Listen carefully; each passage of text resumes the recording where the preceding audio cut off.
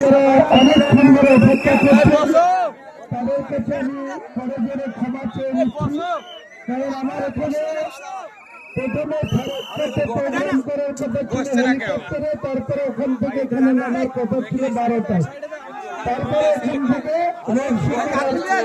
কথা ছিল। আপনারা যে এতক্ষণ ধরে প্রায় 2 ঘন্টার বেশি লেট, এটা একটাই কারণে, সেটা হচ্ছে যে আমাদের হঠাৎ করে রাত্রি 12টার সময় খবর আসে হেলিকপ্টারে কিছু যান্ত্রিক ত্রুটি ধরা পড়ে। তার জন্য আজকে হেলিকপ্টারের প্রোগ্রামটা তারা দেখে নিচ্ছে, ট্রায়াল করছে। তার জন্য আজকে কালকে আবার প্রোগ্রাম আছে না। তাই হরিয়ারপাড়ার সর্বস্তরের মানুষের কাছে আমার প্রথমেই ক্ষমা চেয়ে নিচ্ছি এত দেরিতে আসার জন্য, আপনাদের এত কষ্ট নিন্দকিত দিনে। আমি সকালে যখন রাত্রে খবর পেয়েছি তখন সকাল 7:30টায় বেরিয়ে গিয়েছি ফেরাক্কার থেকে সভা করে। মিটিং ছিল প্রায় 133 কিলোমিটার, ওখান থেকে ছিল মিটিং শেষ করে সোজা ডাইরেক্ট চলে এসছে আপনাদের কাছে।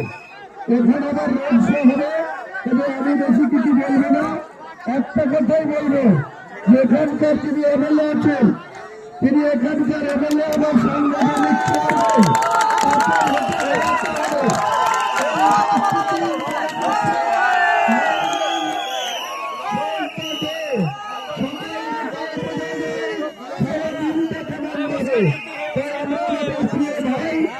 বিজয় শেখকে আপনাদের কাছে প্রার্থী করেছি আমজনতা উন্নয়ন পার্টির।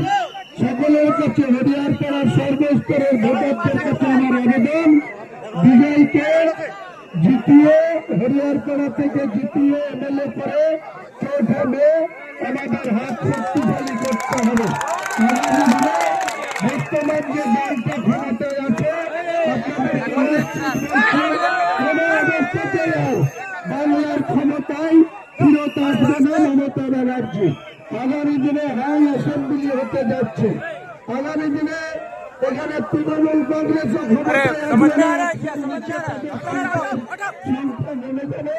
এবং বিজেপিও 100 রাজপথে থাকবে। আমরা 100 সিট জিতবো, আমরা 100 সিট জিতবো। আপনাদেরকে আমাকে দিতে হবে।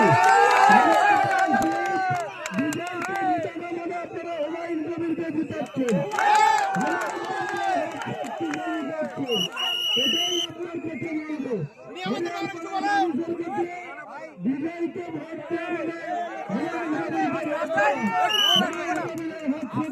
দেওয়া এটাই আমি হরিয়ারপাড়ার সর্বস্তরের মানুষকে বলবো।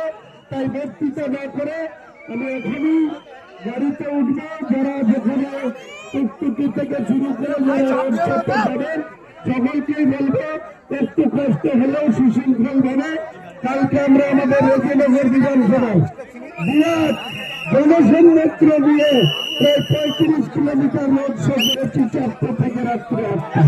আজকে আবার আমাকে ওখান থেকে টালিগঞ্জ বিধানসভায় যেতে হবে নদিয়া। তাহলে এখানে যতটা সম্ভব আমি 1.5 থেকে 2 ঘন্টার বেশি এখানে সময় দিতে পারবো না। এরপরে আমাকে ওখানে টালিগঞ্জ বিধানসভার আন্দোলনে কামারি হাই স্কুলে যেতে হবে, সেখানে অনেক মানুষ এরপর থেকে অপেক্ষা করবে। তাই বিজয়কে বলবো, ভাই যা দেরি হয়েছে আমি তোমার পক্ষ থেকে আমার আশা দেরির জন্য হরিয়ারপাড়ার সর্বস্তরের বাসিন্দা মানুষ এবং আমাদের দলীয় কর্মকর্তা সকলের কাছে আমি ক্ষমা চেয়ে নিলাম। আপনারা একটু ধৈর্য ধরুন, চলুন আমরা রোড শোতে যাই। রোড শোতে গিয়ে আমরা খুব ভালো রোড শোটা করতে পারি, সেটাই বলা। নিয়মতার জন্য কিছু বলেন, নিয়মতার জন্য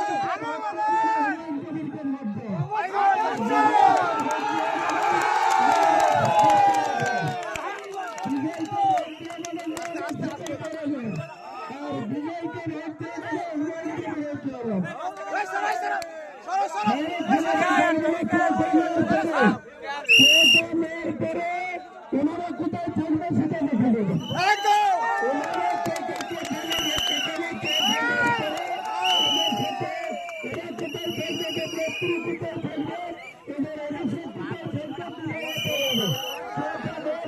মানুষের সবাই করবে অভিষেক করবে।